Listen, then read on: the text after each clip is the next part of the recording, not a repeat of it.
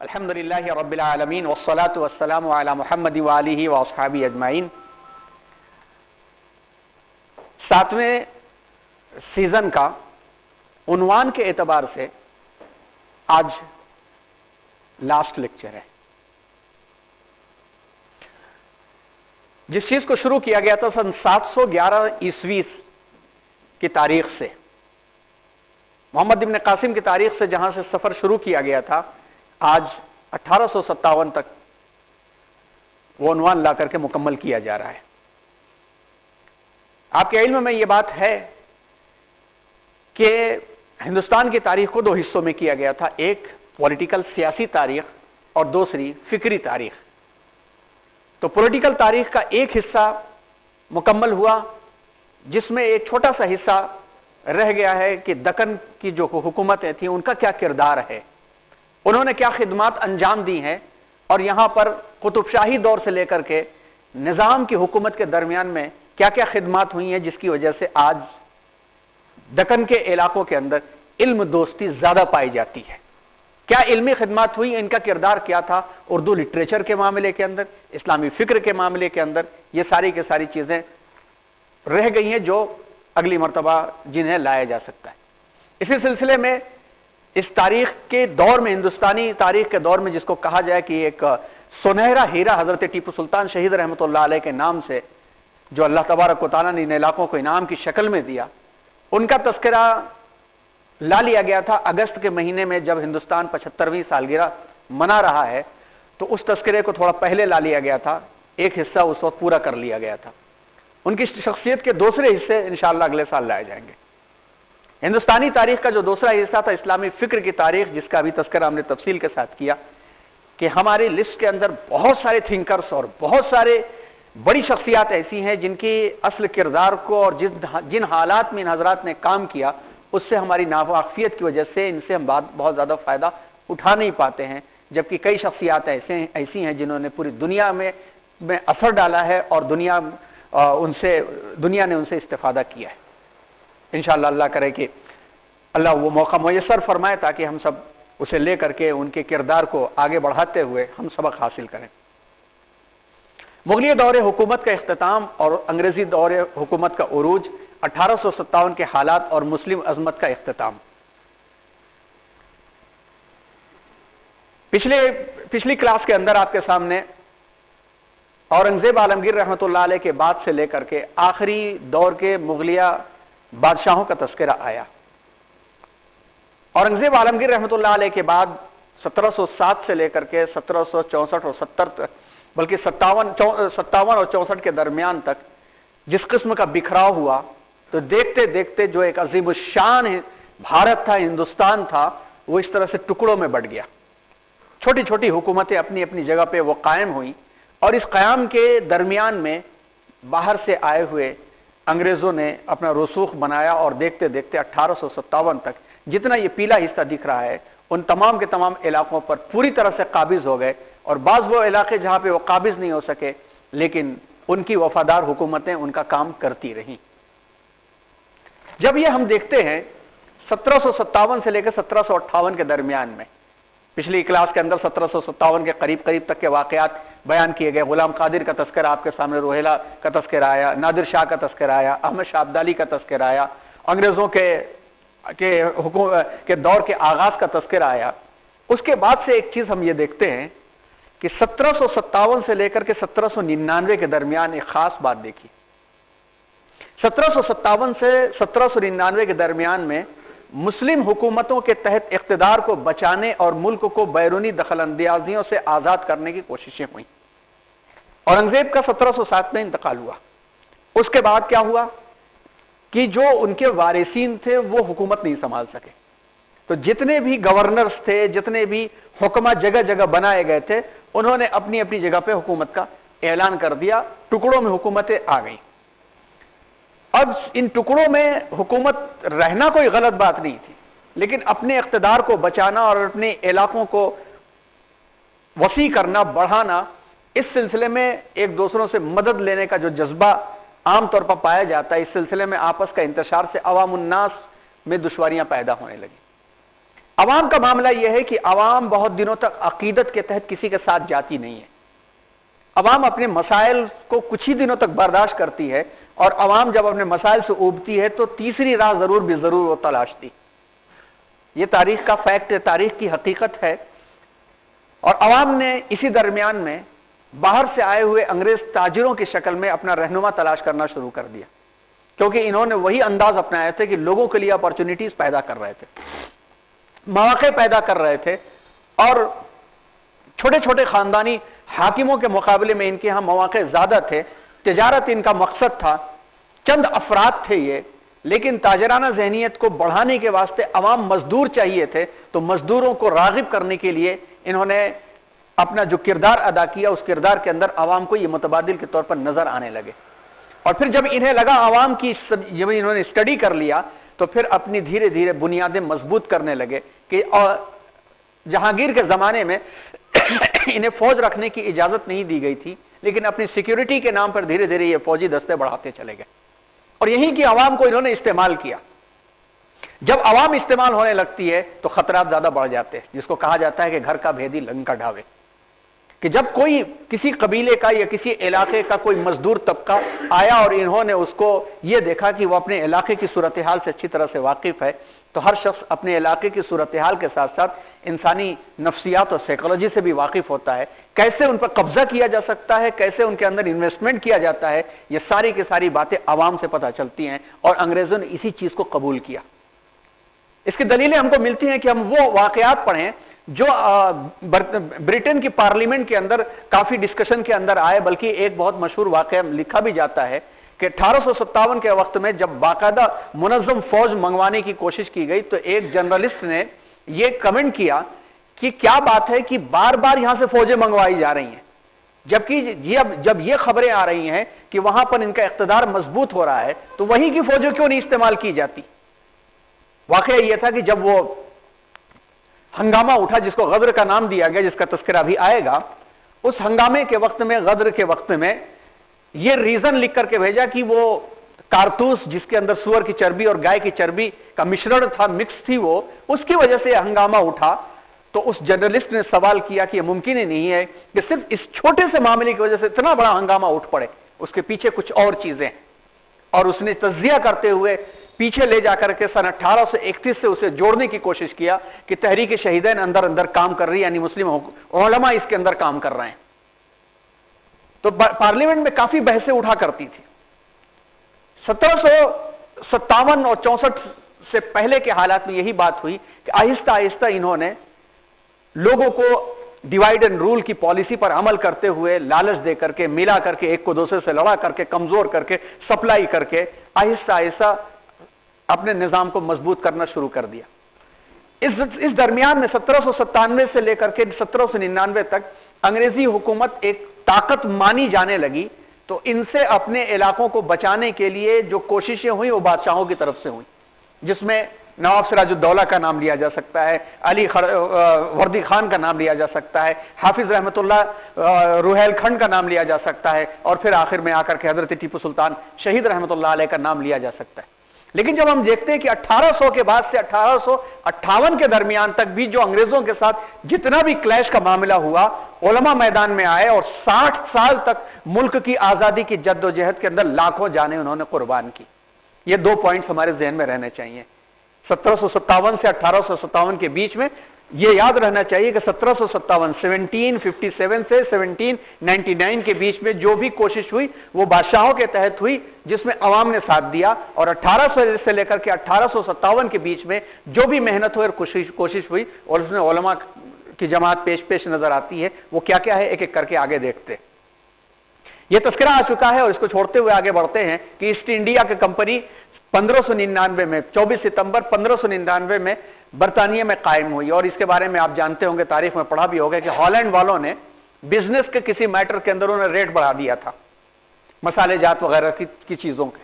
तो इससे गुस्से में आकर के बरतानिया के चंद लोगों ने मिलकर के एक ईस्ट इंडिया कंपनी का कयाम शुरू किया, और ब्रिटेन से इजाजत लेकर के हिंदुस्तान की तरफ से इन्होंने आगाज किया। सूरत से सबसे पहले आगाज हुआ था। फिर बाद में बात आगे बढ़ती चली गई, और उसके बाद 1612 में इसका दायरेकार हिंदुस्तान तक वसी करने का मंसूबा बना और जहांगीर से इसकी इजाजत मांगी गई और सारे तस्करे आपके सामने आ चुके हैं, जिसके अंदर यहां तक बात आई थी कि जहांगीर ने इजाजत भी दी और कहा कि ये जो इंपोर्ट एक्सपोर्ट का मामला है हम इजाजत देते हैं और हमारे महल की भी जो रिक्वायरमेंट से जरूरत है इनसे ली जाए, लेकिन आप हजरात असलहा नहीं रख सकते। मगर इन्होंने सिक्योरिटी के नाम से धीरे धीरे धीरे धीरे अपनी फौज बढ़ाना शुरू कर दिया। अब आइए तारीख आगे बढ़ती है। अंग्रेजों से बाकायदा मुनज्जम जंग, छोटी मोटी झड़पें होती रहती थी, लेकिन मुनज्जम जंग नवाब सिराजुद्दौला के नाना अली वर्दी खान ने 1754 में की और अंग्रेजों को शिकस्त दी। कलकत्ता का डायमंड हार्बर और फोर्ट विलियम अंग्रेजों का मरकज था। अली वर्दी खान ने फोर्ट विलियम पर हमला करके अंग्रेजों को भगाया कि अंग्रेज डायमंड हार्बर में पनाह लेने पर मजबूर हुए। उसे पहली मुनज्जम और मुसल्लह जंग आजादी करार दिया जा सकता है। अली वर्दी खान के बाद इनके नवासा नवाब सिराजुद्दौला हाकिम हुए। इस खतरे को महसूस किया कि अंग्रेज इनके मुल्क पर आहिस्ता आहिस्ता हावी हो रहे हैं, इनको मुल्क से निकालना जरूरी है। इसने हौसला और हिम्मत से अंग्रेजों को शिकस्त देना चाहा, मगर इनका दरबार साजिशों का अड्डा बन चुका था, इसलिए उन्हें शिकस्त हुई। 1757 में ब्रिटिश फौज ने इनके दारुस सल्तनत मुर्शिदाबाद में उन्हें शहीद कर दिया। तारीख के सफात में प्लासी की जंग 1757 और बक्सर की जंग 1764 की तफसील मौजूद है और ये जंग हिंदुस्तानियों की शिकस्त पर खत्म हुई। उसके बाद अंग्रेज बंगाल, बिहार और उड़ीसा पर पूरी तरह से हावी हो गए। गोया कि निस्फ हिंदुस्तान के करीब करीब का इलाका इनके कंट्रोल में आ गया। लेकिन एक बड़ी चट्टान थी, वो चट्टान थी हैदर अली और टीपू सुल्तान की, जिनका तस्करा तफसील के साथ आ चुका है। बस मुख्तसर सिलसिले के तौर पर 1782 में हजरत हैदर अली और इनके साहबजादा टीपू सुल्तान का तस्करा मिलता है और इनके तस्करे के बगैर चाहे किसी अंदाज से तारीख को आप घुमा लो, तारीख अधूरी रह जाएगी। तारीख अगर तुम्हारे मिजाज में अधूरी नहीं रह जाएगी तो तुम्हारी नींद अधूरी रह जाएगी, क्योंकि अंग्रेजों की भी नींद इन्हीं के नाम से उड़ी थी और उनके दुश्मनों की भी नींद इन्हीं के नाम से आज भी उड़ी हुई है। मुस्तकिल अंग्रेजों के लिए चैलेंज थे। 4 जंगें इन दोनों बाप बेटों ने मिलकर के की थी और एक सिमिलरिटी मिलती है बक्सर की जंग में और प्लासी की जंग में और मैसूर की जंग में। जो पहली जंग थी जिसको मद्रास बेड़े में जाकर के इन्होंने पनाह लिया था, उसी वक्त टीपू सुल्तान शहीद रहमतुल्लाह अलैह ने यह तय किया था कि अगर आज हमारे पास फौजी बेड़े होते तो अंग्रेज यहां टिक नहीं सकते थे, और उसके बाद फौरी तौर पर अंग्रेज बेड़े तैयार किए गए थे। लेकिन हम जानते हैं कि 1783 में पहली जंग में तो टीपू सुल्तान कामयाब हुए और 1792 की जंग के अंदर गद्दारी और साजिशें जन्म ले चुकी थी। आपको अपनी ही लोगों की गद्दारी की वजह से मुआहदा करना पड़ा और 3 करोड़ रुपए तावान देने पड़े और बहुत सारे इलाके देने पड़े। यह तारीख हम जानते हैं अच्छी तरह से। हजरत मुफक्किर इस्लाम मौलाना सैयद अबुल हसन अली नदवी रहमतुल्लाह अलैह लिखते हैं कि अंग्रेजों के सबसे बड़े खतरे को इस बात का एहसास सबसे पहले जिसको हुआ वो मैसूर का बुलंद हिम्मत और गयूर फरमारवा फतेह अली खान टीपू सुल्तान 1799 जिनकी शहादत हुई वो थे, जिसने अपनी बालिग नजरी और गैर मामूली ज़हानत से यह बात महसूस कर ली कि अंग्रेज इसी तरह एक एक सूबा एक एक रियासत हजम करते रहेंगे और अगर कोई मुनज्जम ताकत इनके मुकाबले पर न आई तो आखिरकार पूरा मुल्क इनका लुक़्मा तर बन जाएगा। चुनांचे उन्होंने अंग्रेजों से जंग का फैसला किया और अपने पूरे साजो सामान, वसाइल और फौजी तैयारियों के साथ उनके मुकाबले में आ गए। और यहीं तक रुके नहीं, बल्कि उनकी बसीरत और इंसाइट ने, उलुल अज़मी ने यह किरदार भी अदा किया कि हिंदुस्तान के राजे, महाराजे, नवाबों सबको अंग्रेजों से जंग पर आमादा करने की खूब कोशिश की। तुर्की के सुल्तान सलीम उस्मानी, मुसलमान बादशाहों, हिंदुस्तान के उमरा, इन पूरी जिंदगी इनसे खतो किताबत करते रहे। इनके खुतूत भरे पड़े हैं, खुतूत भरे पड़े हैं। काश जो कापियां मौजूद हैं, प्रोफेसर बी शगरी साहब मरहूम अल्लाह उन्हें गरीक़ रहमत करे, वो जो खुतूत लेकर के आए थे उसे महफूज किया जा सके। इतनी खतो किताबत तो किसी बादशाह ने नहीं की थी। 4000 के करीब खुतूत इन्होंने लिखे थे, लोकल, नेशनल, इंटरनेशनल, फारसी जबान के अंदर, अंग्रेजी जबान के अंदर गालिबन भी कुछ खुतूत हैं, हमने देखे हैं, और कन्नड़ा जबान के अंदर भी काफी खुतूत मिलते हैं। करीब था कि अंग्रेजों के मंसूबों पर पानी फिर जाए और मुल्क से बेदखल हो जाएं, मगर अंग्रेजों ने जनूबी हिंद के उमरा को अपने साथ मिला लिया। आखिरकार मुजाहिद बादशाह ने 4 मई 1799 को श्रीरंगपटना के मार्के में शहीद होकर के सुर्खरुई हासिल की और लड़ते हुए शहीद होने वाले वाहिद बादशाह हैं। उन्होंने अंग्रेजों की गुलामी और असीरी, उनके रहमो करम पर जिंदा रहने को पर मौत को तरजीह दी। और इनका मशहूर जुमला तो यही है कि गिदड़ की 100 साल की जिंदगी से शेर की एक जिंदगी अच्छी होती है। जब जनरल हारिस को सुल्तान की शहादत की खबर मिली तो उसने लाश के करीब खड़े होकर के ये अल्फाज कहे थे कि आज से हिंदुस्तान हमारा है। 1799 में बादशाहों का किरदार खत्म हो गया। अब इसके बाद कोई मुनज़्ज़म ताकत ऐसी बची नहीं थी जो इनके खिलाफ अपना सब कुछ कुर्बान कर दे। टीपू सुल्तान की शहादत नीज हजारों अफराद के कत्ल के बाद मुल्क में बरतानवी असरात बढ़ते चले गए। अंग्रेज सियासी असरात बढ़ाने के साथ साथ मिशनरी वर्क भी कर रहे थे। इसी जमाने में दीनी मदारिस बड़ी तादाद में तबाह किए गए। इनकी कोशिशों के साथ साथ जब अंग्रेजों की ये कोशिशें चल रही थी तो दिल्ली में एक तहरीक वजूद में आई जिसके बानी हजरत शाह वलीउल्लाह मुहद्दिस देहलवी रहमतुल्लाह अलैह थे, 1762 में जिनकी वफात हुई। इनके वफात के बाद इनके साहबजादे शाह अब्दुल अजीज देहलवी रहमतुल्लाह अलैह ने 1824 में अपने वालिद की तहरीक को आगे बढ़ाया और वो अंग्रेजों के सख्त मुखालिफ थे और उन्होंने 1830 में अंग्रेजों के खिलाफ जिहाद का मशहूर फतवा दिया और हिंदुस्तान को दारुल हर्ब करार दिया। गोया अब इस जमाने के अंदर ज़माने कार और इन कोशिशों को और आज़ादी की कोशिशों को उलमा ने आगे बढ़ाया और इस तहरीक को अवाम तक पहुंचाने की कोशिश की। ये तहरीक चल रही थी और ये रसूख चल रहे थे। उसी जमाने में एक और शख्सियत उठ खड़ी हुई और ये शख्सियत थी सैयद अहमद की, जो सैयद अहमद शहीद के नाम से जाने जाते हैं, और उनके दोस्त इस्माइल शहीद की, जो सैयद इस्माइल शहीद के नाम से जाने जाते हैं। और अजीब इत्तेफाक है और हम सब के लिए बहुत बड़े सबक का बाइस है, दो ऐसी शख्सियतें जो कहा जाए तो आज जिस तरह से हम सोचते हैं मसलक के एतबार से बिल्कुल अलग, दूर दूर तक का उनके मिजाज में कोई ताल्लुक नहीं। सैयद अहमद शहीद पूरी तरह खानकाही में निजाम के और इस्माइल शहीद पूरी तरह से सलफ़े सालेहीन और असलाफ के मामले के। लेकिन इन दोनों का जोड़ ऐसा हुआ कि आज तहरीक शहीदैन दुनिया के अंदर मशहूर है। ये खानवादा था शाह अलमुल्लाह नाम के एक बुजुर्ग थे जो औरंगजेब के जमाने में थे। इनके उस्ताद ने इनकी तरबियत की। इलाहाबाद और रायबरेली के दरमियान का इलाका इनका था। जब ये जाने लगे तो पहले निजाम यह था कि शागिर्द की जब तरबियत हो जाती तो वो मैदान अमल में आ जाता था और अमल अंजाम देता था।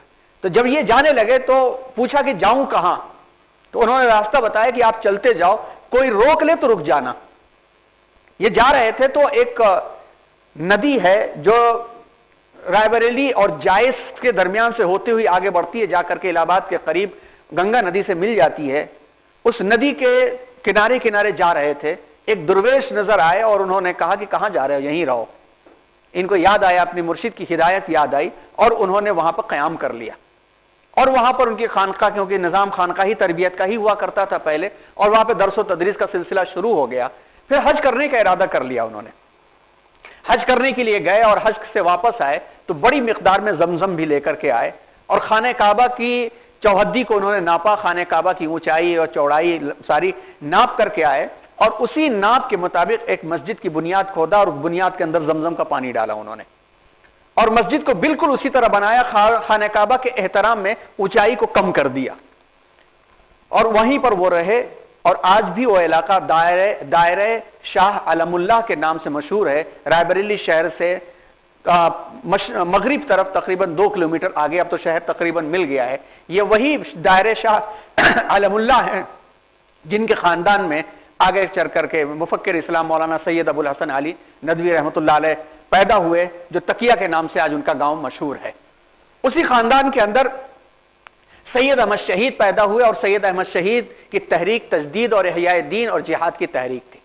दो किरदार इनका मिलता है। एक तो जिस जमाने में सैयद अहमद शहीद का जमाना था, उस सैयद अहमद शहीद के उस जमाने में एक आम फतवा राइज हो चुका था कि हज हिंदुस्तान के मुसलमानों से हज की फर्जियत खत्म हो चुकी है। हालात तकाजे के लिहाज से एक फतवा चल पड़ा था और अवाम में यह बात फैल चुकी थी कि हज की फर्जियत मुसलमानों से खत्म की जा चुकी। इन्होंने सबसे पहले इस बेड़े को उठाया कि हज करने के लिए निकल पड़े और उसी नदी से के रास्ते से होते हुए इलाहाबाद के पास गंगा नदी पहुंचे और गंगा नदी के रास्ते से सफर का आगाज किया। और यह सफर सिर्फ हज का नहीं था बल्कि इस्लाह और तरबियत का भी था। जहां जहां जाते अल्लाह तबारक व तआला ने एक खुसूसियत दी थी, एक रूहानियत दी थी, जिसका तस्करा तहरीक शहीदैन किताब में पढ़ा जाए, सीरत सैयद अहमद शहीद किताब में पढ़ा जाए तो मिलता है कि हजारों हजार अफराद ने तौबा किया। और उस वक्त बड़ी खराबी आ चुकी थी आवाम के मिजाज के अंदर। इस वक्त तो वो सिलसिला नहीं, वो फिक्री उन्वान में अगले साल हम लाएंगे। मुख्तसर ये कि ये गुजरते रहे, इस्लाह का काम होता रहा, लोग आकर के जुड़ते रहे और ये बनारस से होते हुए बंगाल पहुंचे तो टीपू सुल्तान के शहजादों ने इनके हाथ पर बैत की।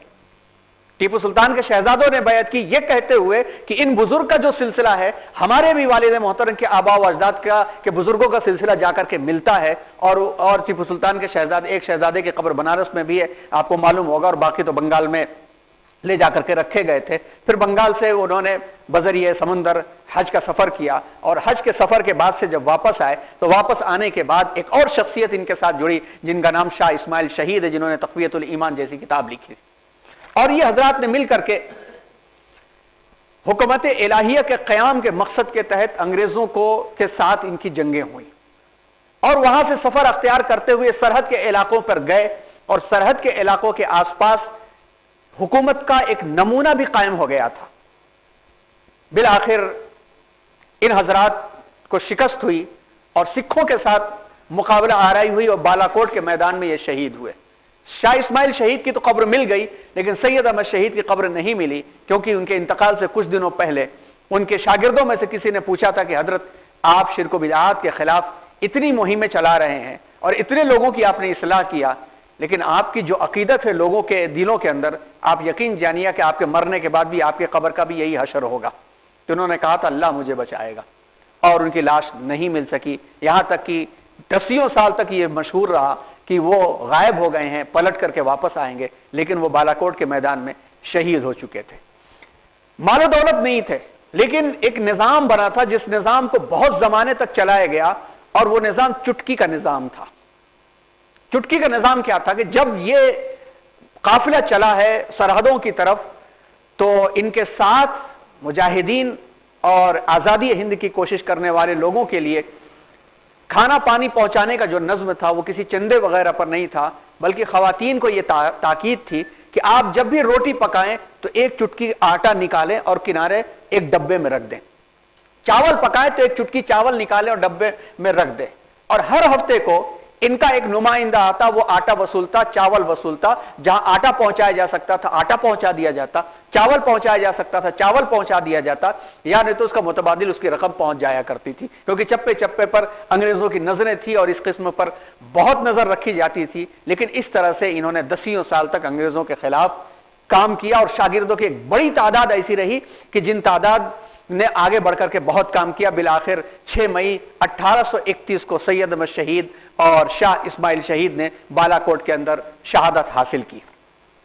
इनकी शहादत के बाद से तहरीक मुजाहिदीन के नाम से इनके शागिर्दों ने अंग्रेजों को निकालने की खातिर काफी कोशिश की। ममलूक अली, विलायत अली और सादिकीन सादिकपुर, यानी जो पटना के पास एक महल्ला था जिसका नाम था सादिकपुर, उसमें जो अफराद थे पूरा का पूरा गांव इनके लिए कुर्बान हो गया था।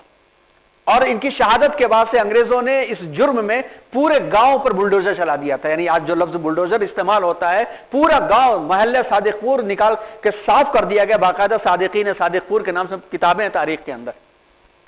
और इन्हीं के शागिर्दों के अंदर फिर हजरत जामिन शहीद, फिर इन्हीं के शागिर्दों के अंदर और इनके साथी बाद के साथियों के अंदर शेखुल हिंद रहमतुल्लाह अलैह, शेखुल इस्लाम रहमतुल्लाह अलैह, शेखुल हिंद महमूदुल हसन देवबंदी रहमतुल्लाह अलैह और शेखुल इस्लाम हुसैन अहमद मदनी रहमतुल्लाह अलैह, और इस किस्म के लोग आगे बढ़े और इन्होंने ये चिंगारियां अंदर थी। और मुअर्रिखीन लिखते हैं कि 1857 की जंग आज़ादी के अंदर यही चिंगारियां काम कर रही थी, जिसका असर मिलता है कि अंग्रेजों ने जो उकूबत खाने बनाए थे, जो सजाएं दी थी, उस सजाओं के अंदर सबसे ज्यादा जिनको शहीद किया गया था वो उलमा की तादाद थी।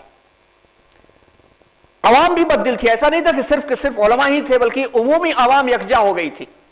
बहुत सारे नाम भी आते हैं, गैर मुस्लिमीन मुजाहिदीन के भी नाम आते हैं, जिन गैर मुस्लिमीन मुजाहिदीन ने अपनी अपनी जगह पर महाज संभाला। इसका एक इंस्टिगेशन बना मुहर्रिक ये बना कि ईस्ट इंडिया कंपनी ने हिंदुस्तान के तमाम सूबे जो अपनी रियासतों में शामिल कर लिए थे और मनमानियां जो हो रही थी, एक तो अंदर बददिली पैदा हो रही थी, दूसरे हुआ ये कि उस जमाने में कारतूस बना करके दी गई और फौजियों को ये कारतूस दिए गए थे। आम ख्याल ये था कि इसके अंदर चर्बी मिलाई जाती है सुअर की और गाय की, गाय की चर्बी से हिंदुओं को मुश्किल और सुअर की चर्बी से, खंजीर की चर्बी से मुसलमानों को मुश्किल। यहीं से फौज के अंदर बददिली पैदा हुई और कई ऐसे फौजियों ने वर्दियां उतार करके फेंक डाली और उनको कैद कर दिया गया और उनको निकाल दिया गया। इन फौजियों की बड़ी तादाद ने अवाम में चल फिर करके अंग्रेजों के खिलाफ एक जज्बात भड़काया और उमूमी अवाम के अंदर एक मिजाज चल ही रहा था। और सबसे पहला आगाज 1857 में बंगाल के दमदम और बारिकपुर के मकामात पर हुआ, जहां पर देसी सिपाहियों ने इन कारतूसों के इस्तेमाल करने से इनकार कर दिया, जहां पर इस चर्बी के बारे में शक था। अंग्रेजी हुकूमत ने इन सिपाहियों को गैर मुसल्लह करके फौजी मुलाजमत से बर्खास्त कर दिया। लखनऊ में भी यही पेश आया। बर्खास्त शुदा सिपाही सारे मुल्क में फैल गए और फौजों को अंग्रेजों के खिलाफ ये उभारने लगे। 7 मई 1857 में मेरठ में एक रेजिमेंट के सिपाहियों को 10 साल कैद बामशक्कत की सजा दी गई। जिस तरीके से हुक्म सुनाया गया वो तहजीब से भी गिरा हुआ था और यहीं से इस जंग का आगाज होता है। मेरठ के सिपाहियों ने वहां पर अपने ऑफिसरों को हलाक किया, अंग्रेज ऑफिसरों को, और दिल्ली आते आते हालात बिगड़ गए और दिल्ली पहुंच करके मुत्तफिका तौर पर उस वक्त कोई उम्मीद बची थी तो बहादुर शाह जफर मुगलिया खानदान के चिराग बचे हुए थे, जिनकी हुकूमत लाल किले के अंदर तक बाकी रह गई थी। इनको उठा करके इनकी तख्त नशीनी का ऐलान कर दिया गया और इनकी तख्त नशीनी के ऐलान के साथ पूरे मुल्क के अंदर बगावत फैल गई। जनरल निक्सन ने अंग्रेज फौजों की मदद से तकरीबन 4 महीने तक दिल्ली का मुहासरा किया। तफसीलात हैं, इन तफसीलात में जाने की जरूरत नहीं, उमूमी जनरल हैं ये। 14 सितंबर को कश्मीरी दरवाजा तोड़ा गया। जनरल निक्सन तो लड़ाई में मारा गया, मगर अंग्रेज और सिख फौजों ने दिल्ली पर कब्जा करके बहादुर शाह को गिरफ्तार करके रंगून भेज दिया। इनके 2 बेटों और एक पोती को गोली से उड़ा दिया गया। दिल्ली पर अंग्रेज का कब्जा हो जाने के बाद हर जगह जंग आजादी की रफ्तार मध्यम पड़ गई। मार्च 1858 में लखनऊ पर दोबारा अंग्रेजों का कब्जा हुआ, बिरजीस कदर मारे गए। इसी तरह से बेगम हजरत महल जो मुकाबले के लिए निकल गई थी वो नाकाम हुई, दिल्ली नाकाम हुआ और लखनऊ, कानपुर, झांसी के अलावा चंद और मकामात भी थे जो अंग्रेजों के तसर्रुफ में आ गए। पूरा का पूरा रोहेलखंड तसर्रुफ में आ गया और जिसमें हाफिज रहमतुल्लाह जो महाज संभाले हुए थे, रोहेलखंड फौज का 30,000 अफराद का कत्ल हुआ। पूरा का पूरा बरेली से जुड़ा हुआ इलाका इनके हाथों में आ गया। और 1857 की इस जंग आजादी के बाद से ईस्ट इंडिया कंपनी से लेकर के बाकायदा बरतानिया ने अपनी हुकूमत में हिंदुस्तान को शामिल कर लिया। यहां तक तो हुआ और बहादुर शाह जफर के रंगून भेजे जाने के बाद से हिंदुस्तान पर मुगलिया हुकूमत यानी मुसलमानों की हुकूमत का खात्मा हो गया। इस खात्मे के बाद जो हालात गुजरे, इन सजाओं पर नजर डाली जाए तो साफ तौर पर नजर आता है कि फौरी तौर पर गदर के भड़क उठने में मुमकिन है कि उस कारतूस का हाथ रहा हो, लेकिन अंग्रेजों ने जो जनरल सजाएं, आम सजाएं दी हैं, इससे पता चलता है कि जो तहरीक शहीदैन, तहरीक शाह वलीउल्लाह मुहद्दिस देहलवी रहमतुल्लाह अलैह के साथ उलमा का जो किरदार था और मुस्लिम अवाम का जो किरदार था, इनको सबसे ज्यादा सजाओं से गुजारा गया। एडवर्ड थॉमसन ने जो तहरीरें लिखी हैं, जो उस वक्त हिंदुस्तान में मौजूद था, उसकी भी तहरीरें पढ़ी जाएं तो कत्ले आम का अंदाजा होता है कि 3000 लोगों को दिल्ली में फांसी दी गई, जिसमें 29 शाही खानदान के थे। कुल मिलाया जाए तो दिल्ली के अंदर 27,000 मुसलमान कत्ल किए गए। जिंदा मुसलमानों को खिंजीर की खाल में सिलवाकर पकते हुए तेल के कड़ाहों में डाल दिया जाता था। शाहजहानी मस्जिद के हुजरों में घोड़े बांधे जाते थे। लीद और पेशाब से सारी मस्जिद में बदबू फैलती। वजू के हौज में लीद डाली जाती। फतेहपुरी से लाल किले के दरख्तों तक उलमा की लाशें झूलती थी। तोप के मुंह पर मुजाहिदीन को बांध करके फायर कर दिया जाता। फिजा में उनके जिस्मों के चिथड़े बिखर जाते। दिल्ली से बंगाल तक जगह जगह उलमा की लाशें बिखरी या दरख्तों पर लटकी हुई नजर आती थी। मुरादाबाद के इनकलाबी रहनुमा नवाब मजीदुद्दीन उर्फ मज्जू मियां को पैर में गोली मारी गई। फिर इनकी जिंदगी में ही इनको चूने की भट्टी में डालकर पानी में डाल दिया गया। चूना पकने लगा, थोड़ी देर के बाद निकाला गया तो सिसक रहे थे, अभी जान बाकी थी। तब हाथी के पांव से बांधकर सारे शहर में घसीटा गया, आखिर में लाश शहर के एक तरफ डाल दी गई। मौलाना फजले हक खैराबादी दिल्ली के हंगामे से तो बच गए, मगर दुश्मनों ने मुखबरी कर दी। 1859 में गिरफ्तार हुए और काले पानी की सजा हुई, वहीं इंतकाल हुआ। ये जो रंगून और काला पानी का जो लफ्ज इस्तेमाल किया जाता है, ये सारी की सारी अवाम, वो अवाम है जिसको मुल्क को तो हाथों पर लेना चाहिए। ये वो लोग हैं जिन्होंने हिंद मुल्क की आजादी के लिए अंग्रेजों की सजाएं अख्तियार की और वहां जाकर के मर खप गए, उनकी कुछ औलादें वहां पे बची हुई हैं। आंख खोल कर देखना चाहिए इंसाफ के साथ। देवबंद के अकाबिर मुजाहिदीन के तहरीक के सच्ची वारिस हाजी इमदादुल्लाह, मौलाना रशीद अहमद गंगोही, मौलाना कासिम नानोतवी रहमहुल्लाह बगावत के इल्जाम में पकड़े गए। हाजी साहब तो मसाइब उठाते हुए बच गए, मक्के पहुंच गए और वहीं उनका इंतकाल हुआ। मौलाना कासिम नानोतवी बच गए, जंगल और सहरा में छुपते छुपाते रहे मगर महफूज रहे। मौलाना गंगोही गिरफ्तार हुए, फांसी का हुक्म हुआ, मगर आप गैबी मदद से आप बच गए। और शेखुल हिंद मौलाना महमूद हसन देवबंदी के बारे में उनके नायब मौलाना हुसैन अहमद मदनी ने उनकी वफात के बाद उन पर तोड़े गए सितम का राज मुनकशिफ किया कि ज़ौफ, कमजोरी, बीमारी, नातवानी में मुल्क से लाखों मील दूर एक जजीरा माल्टा में 3 साल कैदोबंद का दुनिया को तो इल्म है, लेकिन एक बात यह भी है कि जब उनका इंतकाल हुआ था तो उस वक्त जब जनाजा लाया गया और गुस्ल के वक्त में कपड़ा हटाया गया तो लोग रो पड़े कि जिस्म में हड्डियों के सिवा कुछ भी ना था, जगह जगह से खाल जली हुई थी। और शेखुल हिंद रहमतुल्लाह अलैह ने कहा कि मुझे ताकीद की गई थी कि रात किसी से फाश न करना।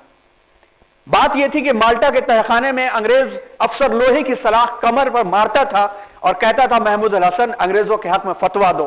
मौलाना का जब होश आता तो कहते मैं हजरत बिलाल का वारिस हूं, जिसको पिघल सकता है, मैं अंग्रेज के हक में फतवा नहीं दे सकता। और ऐसे कितने वाकयात मिल जाएंगे कि एक आलिम दीन को जब फांसी की सजा हुई तो फांसी की सजा देने वाला जो जज था उनका शागिर्द था, अंग्रेज शागिर्द था जिसने अरबी पढ़ी थी। उसे रहा नहीं गया और उसने बरजस्ता कहा कि मौलाना आप इस बात का इनकार कर दो कि मैं उसमें शामिल नहीं था तो मैं तुमसे माफीनामा दिलवा दूंगा। इन्होंने कहा कि मैं नहीं कर सकता, मैं था उसमें। फांसी की सजा हुई, बिलाखिर फांसी के फंदे पर पहुंचने से पहले भी कहा मौलाना मेरे कान में भी कहते तो मैं आपको बचा लूंगा। उन्होंने कहा नहीं, मैं ऐसा नहीं कर सकता और फांसी के फंदे पर लटक गए। इस किस्म के बेशुमार वाकयात हैं जिन वाकयात से हम भी खुद भी वाकिफ नहीं। और एडवर्ड थॉमसन का बयान है कि दिल्ली के चांदनी चौक से पेशावर तक दरख्तों पर उलमा की गर्दनें और जिस्म लटके हुए मिलते थे। इसी मौर्रिख ने लिखा है कि रोजाना 80 उलमा फांसी पर लटकाए जाते थे। वो लिखता है कि मैं दिल्ली के खेमे में बैठा हुआ था, मुझे गोश्त के जलने की बू आई। मैंने खेमे के पीछे जाकर देखा तो क्या देखता हूं कि आग के अंगारों पर 30-40 उलमा को नंगा करके डाला जा रहा है, फिर दूसरे 40 लाए गए, उन्हें नंगा किया गया। एक अंग्रेज ने कहा कि अगर तुम इनकलाब 1857 में शिरकत का इनकार कर दो तो मैं तुम्हें छोड़ दूंगा। थॉमस कसम खाकर कहता है कि सारे उलमा जलकर मरते गए मगर किसी एक ने भी अंग्रेज के सामने गर्दन नहीं झुकाई। अंग्रेजों का ये जोरो इस्तिबदाद, जेल, सूली, फांसी, कैदोबंद, काला पानी, जायदाद, मकानों को लूटना, जलाना, जब्त करना सब जारी था। 20 लाख बहादुरों ने जान गंवा दी मगर हिंदुस्तान की आजादी की खातिर अंग्रेजों के सामने झुकना पसंद नहीं किया। यह तारीख मिटाई जा रही है, हमारे जहनों से तो पहले ही मिट चुकी है, अब किताबों से मिटा दी जाए तो किसी के लिए क्या शिकायत। आइए अपनी तारीख को याद रखें, ये देखें कि क्या कुर्बानियां दी गई हैं। आइए उन अफराद के ऊपर जबानें खोलने से पहले उस तारीख को पढ़ लें कि किस तरह से इन्होंने जाने कुर्बान दे करके। ऐसे नहीं था कि एकदम से 1857 की जंग हुई और बुज़दिलाना तरीके पर दारुल देवबंद कायम कर दिया गया, अलीगढ़ कायम कर दिया गया, फलां इदारे कायम कर दिए गए। उससे पहले मैदानों की ये कुर्बानियां दी गई थी, उसके बाद ये किले महफूज किए गए थे। यानी मुल्क की सालिमियत के सिलसिले में, मुल्क की सालिमियत के सिलसिले में उलमा का किरदार रहा है, आज भी है। इन्हें समझने की जरूरत है कि उलमा का किरदार हमेशा मुल्क की सालिमियत के सिलसिले में ही रहेगा। और उलमा से मुराद हर वो शख्स है जो अल्लाह की राह में निकला हुआ है और अल्लाह की राह में कुछ न कुछ किरदार अदा कर रहा है। क्योंकि जब भी लफ्ज अल उलमा इस्तेमाल किया जाए तो हमारा जहन 1857 के बाद कायम होने वाले मदारिस की डिग्रियां नहीं आना चाहिए। हमारा जहन जाना चाहिए कुरान का वो लफ्ज इन्नल उलमा वरसतुल अंबिया इन्नमा यख्शल्लाह मिन इबादिल उलमा। अल्लाह से अहले इल्म जो अपने इल्म को, अल्लाह के दिए हुए इल्म को अवाम के लिए, अवाम की मोहब्बत के लिए, जिस मकाम पर रहते हैं वहां की हिफाजत के लिए और अल्लाह के बंदों को अल्लाह से जोड़ने के लिए इस्तेमाल करते हैं, सब के सब अल उलमा के अंदर इस्तेमाल होते हैं। और वो हमारे अकाबिर थे, हमारे बड़े थे, मुजाहिदीन आज़ादी हिंदुस्तान थे, जिनकी काविशों से आकर के आज़ादी मिली। इनके किरदार को हमें याद रखने की ज़रूरत है। अल्लाह तबारक व तआला इस किरदार को याद रखने की तौफीक भी अता फरमाए, और तारीख़ के सिलसिले में जो भी दौरानिया गुजरा, इस दौरानिए से इबरत हासिल करने की भी तौफीक अता फरमाए, कि इबरत हासिल करें कि जब भी इंतशार जिस अंदाज का हुआ है वो सरमाया लुट गया है। आज भी इंतशार हमारा इस अंदाज का होगा कि हम अपनी अपनी इनफरादियत में अपनी अपनी जगह पे एक हुकूमत बने रहेंगे, तो फिर लुटने में कोई शक नहीं रह जाएगा। जो भी अल्लाह तबारक व तआला ने इज्तिमाइयत दी है, नमाज की जमात की इज्तिमाइयत की जमात के साथ नमाज की इज्तिमाइयत का निज़ाम, रोज़े की इज्तिमाइयत का निज़ाम, ज़कात की इज्तिमाइयत के निज़ाम, तालीम के लिए फिक्र करके दीवानावार मैदान में निकल जाने वाले अफराद, उनकी कदर करना, ये सारे का सारा सरमाया आज भी जिंदा है। इसको हम और आप कदर करें।